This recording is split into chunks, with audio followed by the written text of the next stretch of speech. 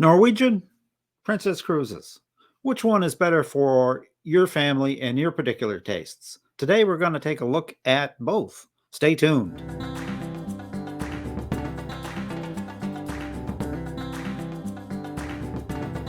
My special guest today is Brenda Case, owner of Travel Planning by Brenda. Brenda makes her home in Grand Junction, Colorado, and enjoys meeting the needs of her clients in and around Colorado and across the country.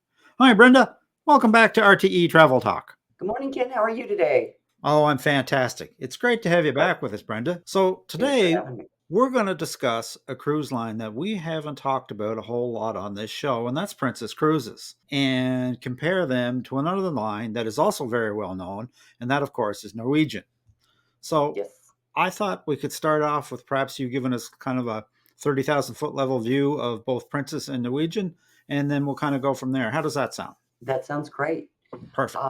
Princess is, I think, an amazing product. Both of them are beautiful, Right. amazing opportunities. I think probably you're looking at a little bit different demographics on one versus the other. Other than that, the products are fairly similar. There's a few noted differences. Would you say, in your opinion, we are comparing two lines that would be classed both in the premium line, or would they both be in the contemporary I class? think more in the contemporary kind of mainstream line. Okay. And do they both sail the same type of itineraries, or Mostly, yes. They're very similar in their itineraries. They both have a very heavy presence in the Caribbean. They both do Alaska. They both have some European cruises and transatlantic cruises. So yeah, they're right? they're pretty similar. Is there Princess probably has a little bit more options as far as length of travel. do any one of them specialize in any particular areas? Oh, I think Princess is probably a little better in Alaska. They're actually very good in Alaska. I've been on both of them for that trip, and while they're both very good, I think Princess does it just a little bit better. okay, okay. So, what about the type of guests you'd find on board Norwegian or Princess?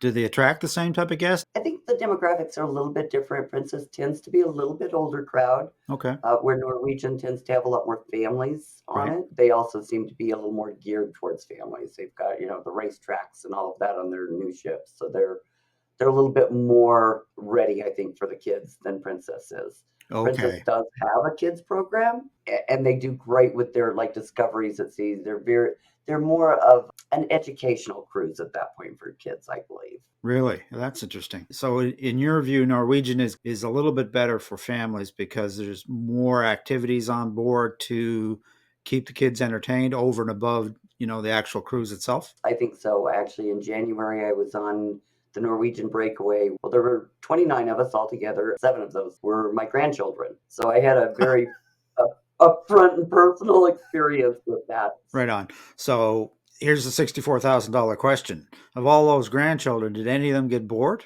Not a one of them. And out of all of them, only one of them said he didn't like the kids' club. He felt like it was too much like school and people were telling him what to do. The other 6 loved it though. Yeah. So, Now, as you said, Princess has kids programs as well, but yes. not to the same level as Norwegian. And not that I've been able to identify it. Right. I see a lot less children on Princess cruises than I do on Norwegian. Norwegian will see dozens and dozens, and there's been Princess ships that I'm on that the 5th or 6th day in, I noticed a kid or two and went, I didn't even know they were here. So they don't seem to have the presence that they do on Norwegian. Right, right. That probably comes down to marketing somewhat, I would think, for on the Princess side. That they're looking to attract more of the couples and singles as opposed to families. Yes, I Yeah. agree with that. How do the staterooms compare? This is interesting because generally feel like Princess is usually my line of choice. Mm-hmm. If I were to choose staterooms, it'd be Norwegian almost every time. They seem to be a little better appointed. Bathrooms seem to be a little bit bigger. This last time on Norwegian, I actually did a club balcony suite, and I really did like the fact that I had a sliding glass shower door. I didn't have a curtain sticking to me in the corner of a shower somewhere. So I think Norwegian tends to have a little bit more room in their stateroom as well as their amenity areas. Okay. Having said that, I haven't been on the brand new Princess ship yet, so they may surprise me. Well, and that can be true too. The older ships, as a rule, tended to have smaller staterooms and in Right, particularly smaller bathrooms because people didn't think that was a thing. And right, it's actually getting to become a thing that people want roomy bathrooms. yeah. Now, when we're thinking about families or perhaps solo travelers, is one above the other on those counts? Like for Uh, example, if I'm traveling with a family, is there adjoining room cabins I can get or special things like that? Both lines have a certain number of adjoining cabins. They're not always real easy to get. This is where I think you need a great travel agent to be in there and seeing what the availability is and making sure you're located appropriately in the ship. Norwegian does have their solo cabins that they started a number of years ago now. Yeah. They're very nicely appointed. They also have, if you book into a solo cabin, you also have the solo lounge and you have access to those things. The one thing I don't like about most of their solo cabins, so far, all of them that I've seen have been interior solo cabins, which I'm not a huge fan of. I've also noticed that the pricing on them is pretty similar to taking them out and paying maybe a reduced supplement. A lot of times if you're sailing in a regular cabin and you're sailing by yourself, you're Yeah. paying 200% of the fare. You're paying Yeah. double fare because they're based on double occupancy. With the Norwegian solo cabins, they're priced in a way that they're about 150% anyway, generally, if you price them out to just an outside cabin. Princess also offers some discounted solo rates on a number of sailings a year. Again, this is where you need a travel agent in there looking at that stuff because they're not advertising it to the mass markets. Exactly. Exactly. So that comes down to a good conversation with your travel advisor to see which is actually going to be work out to give you the best experience versus the best value. Because paying 150% for an interior solo cabin maybe not quite as much fun as a discounted rate on an exterior cabin. Exactly. Yeah, makes a lot of Exactly. sense. Now, Norwegian Cruise Line has what's known as the Haven, and They that's do. their ships within ships concept Mhm. for people that are booking suites. Does Princess have the same type of idea? They they have a similar idea. They call it the suite experience, Right. and they've got penthouse suites and owner suites. So a lot of the same. I would say Norwegian probably has a little bit of a leg up on that. They've got some amazing, like, two-story with slides coming down, but really intricate designs. Of course, you're going to pay for those, Yeah. but a lot of people do, and they love them. Princess, probably a little bit smaller in the square footage on their suites. Again, it comes down to that stateroom appointment. What about when it comes to the Haven? They have their own specialty restaurant. Does Princess have that as well for people that are booking into suites? Do they have their own specialty restaurant, or is there just specialty restaurants that everybody has access to? A little bit of both. Okay. Depending on what level they are in the suites, they may have their private concierge, they may have their private restaurants. Generally, it's going to give them a leg up on booking into the specialty restaurants and those sort of things. Okay. So they get priority booking on pretty much everything. So if you've been on both, Mhm. I have to know because it's always near and dear to my heart when I get on board a cruise ship is the cuisine. How do they stack up compared to one another? I think in terms of how good the food is, I think they're pretty similar. Okay. I think if you're a buffet person, I'm a buffet person. I'm not a foodie. I eat because I know I have to keep going. Which my tummy's telling me I've been doing that too much. But Yeah. Norwegian's buffet space seems to be a little better appointed. Again, mostly on the older ships. It tends to get a little crowded in some of the princess ships, and some of them I think they designed because it looked really cool, but they didn't think of the fact that people were going to be crossing back and forth in front of each other and trying. It just is really tight in some of those buffet areas.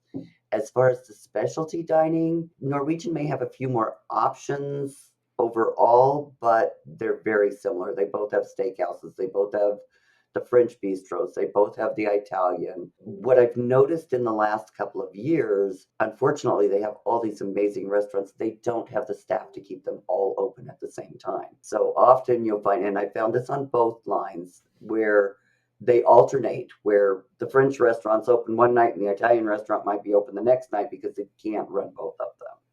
Oh, So really? that's definitely been a thing I've noticed on both lines lately. That would lend itself to the fact that if specialty dining is something that you're most interested in for either cruise line, you're going to want to make your reservations Yes. either when you get right on board or prior to being on board. Would that make sense? Yes. Anytime you can make them prior to being on board, I say do that. A lot of people hesitate because they say, oh, it's going to charge my credit card and I've got all this onboard credit. I want to use that instead. Yeah. The truth of the matter is, it's all going to shake out in the end. Yeah. It's kind of like if you were to reserve a hotel room, you're going to reserve that with your credit card, but they're not going to charge it till you get there. Yeah. And the same kind of thing with the specialty dinners. It'll take from your onboard credit first. Like we've made that mistake. You get to the ship, you get on board, and you say, "Oh well," and you spend some time and you go exploring the ship, and you have a great, looking all around and think, "Well, I'll get to making my specialty dining reservations." If you haven't done it either before you got to the ship, because you can always change it once you get on board, or Yep. you wait a couple of days after you sailed, chances are what you're going to be looking for is going to be limited. I know in a couple of cases we were disappointed. There was a specialty restaurant on a luxury cruise line we just simply couldn't get into Right. because it was booked. Yep, And and that happens a lot. Now, yeah, Norwegian generally on the first day, they have an area set up where you can go in and do your reservations right then. But you're spending literally an hour, hour and a half, or more that first day standing in line trying to do that. yeah. So it just makes sense. Add to the excitement of getting to your cruise is to Yep, spend a little time and before you get there and book yep, those things because you can always change them once you're on board. exactly. Yeah. What about things to do on board, like pools, pursuits, shopping, and entertainment? How does Norwegian and Princess stack up that way? If it comes to shopping, I think Princess is a little bit of a leg up. They've got a little more variety, a little more option. As far as activities, I think Norwegian probably is a little bit better on that. I tend to find Norwegian's entertainment a little livelier. Okay. Their shows are a little more engaging. And on Princess, I love their trivia and that sort of. They do a lot of trivia, a lot of music trivia. They do a lot of specialty talk. My husband was so excited here. I think it was a year ago, and I'm gonna blank on the guy's name, but he had been a roadie for many rock bands in the early years, All and right. my husband was so excited about this that he sat through the talks and he got the autographed books, and he just still today is so thrilled about that. And I think Princess offers that a little more than Norwegian does as far as those kind of talks. They're a great way to spend an hour or so Yes, on a sea day. yes, absolutely. So, if we were comparing them price wise, does Hmm. Princess include anything in their fare that Norwegian may not? You and I both know that they're always running some sort of promotion. Norwegians is their most common They're one is free at free at sea. sea. Yeah. Hmm. Does Hmm. Princess have something that's similar, or in your view, at the end of the day, when you have your bill, how do they compare? I think mostly they're pretty comparable. I think Norwegian might be a little bit less on many itineraries, but yeah, I think at the end of the day it shakes out. One notable thing that I notice and this just irks me, so I'm going to talk about it. Yep. Everybody buys their drink pack, or not everybody. A lot of people buy their drink packages. I buy my drink package only because I don't want to think about it while I'm on the ship. So one of the things that Norwegian does, they've got a program called Unlimited Open Bar, Right. which sounds amazing. You any drink all day long, no limit, up to $15, unless you want a bottle of water. That is not included unless you upgrade their package. So you have to carry your bottle over, your cup around to fill stations. That's the one thing with Norwegian's pricing that just has always it makes me wonder. It's like you don't fill people with alcohol and not give them water. That should just be obvious. Now, of course, you're sitting at the bar, they're going to give you a glass of water. That's not a problem. But, with Princess, with your plus plan, that's all included. So that's one of those things because water can add up pretty quick when you're paying $3 and $4 a bottle of water to haul around with Yeah. Yeah. You would tend to think that ought to be included, but who you. Yeah. knows? Now, on that, when it comes to a drink package, are they sold in pairs? Like, can you buy just a drink package if you and your husband are on board and he likes drinks in his cocktails, but you like to drink just bottled water. Can he just opt for a drink package just for himself, or is he in fact paying for a drink package that for both of you? Unfortunately, both lines do this. The first and second passenger in every stateroom has to have the same package. Okay. I've got lots of clients where one spouse drinks, the other one doesn't at all, and they either have to pay individually. Now, what I do find on that, and probably more so with Princess than with Norwegian, it's still worth it to me, even if I don't have any alcoholic beverages, just because, again, I drink soda. I'm a ginger ale fan. Yeah. I don't want to be running around looking for my ginger ale and trying to figure out how to get the best deal on my ginger ale. I just want my ginger ale. Yeah. So for me, the water, the ginger ale, those sorts of things make it still worth it to me. But I can see where a lot of people it wouldn't. Like if they Yeah. want to just go and they want to pay for the drinks as they go along. And I think for some people that works out great. So the best advice probably then is, if you're in that situation where your partner doesn't drink a lot and you do, then you're probably better off just to pay as you go, right? I would say yes, unless your partner is going to be drinking the other things. Now, Princess's package covers the specialty coffees. Norwegian package, unless you go on to that premier upgrade, your coffee package is extra. They've got Starbucks on board, so you pay a little bit more for that. So I think with Princess, if you're a heavy coffee drinker, if you drink a lot of water, soda, it's probably still worth it in the long run because their plus package not only includes the drinks, it also includes your Wi-Fi, your gratuities. So that definitely adds some value to the package and something that you don't have to think about anymore. Exactly. In this day and age, gratuities are a big thing because not every cruise line out there now is including gratuities as part of your inclusive package. That's correct. Yeah. But most of them, even if they don't include it on the front side, as soon as you step on that ship, it's going on your folio and it's up to you to take care of. So when it gets right down to it, Brenda, you have clients that come to you. Who are you recommending a Princess cruise to? And who would you be recommending a Norwegian cruise to? Almost exclusively, if they're traveling with family, they're doing the Caribbean, I'm going to suggest Norwegian as one of their options. There are other options, Yeah. obviously. If they're doing Alaska, I'm almost always going to recommend Princess. I felt like I saw more and got more experience with Princess than I did with Norwegian on the Alaska cruise. Yeah. European cruises, again, it's going to depend on your itinerary. I could go either way on that one. Right on. What about guests that may have mobility issues or any special needs? What's in place on those cruise lines for that? Again, your advice is to get with your travel advisor as quickly as you can because there are a limited number of accessible staterooms on either line. Yeah. I can say that those accessible staterooms are generally very well appointed, but again, there just aren't enough of them for the need. Making sure you get that booked quickly and get your space appointed. Also, there's a number of companies, Scoot Around is one of them, that actually will rent scooters at the port. So you don't have to haul your scooter all the way to the ship. Yep. It can be there when you get there. You do want an accessible room if you can at all, if you're going to be having a scooter, because you want to get it inside. One of the things that I have noticed is a lot of times when people don't get those accessible staterooms, they've got the scooters, they're parked in the hall, they get to be an issue. So Yeah, no, I could see with the size of a scooter and the size of those halls, that could be an issue. yeah. Brenda, this is absolutely super information on both these cruise lines. Is there anything else you might advise folks who are looking to book on either line? Just to call me. Let's get you sailing. I think just pay attention to what you're booking. Make sure you're comparing them apples to apples. I think we get a lot of people that call and say, "Oh, I want a price on a cruise, and I saw it online for this amount." They don't realize that they saw it online for that amount before anything was added into it. And some of those things have to be added. Your Yeah. taxes, your fees, your port charges, they're going to go on top of that amount.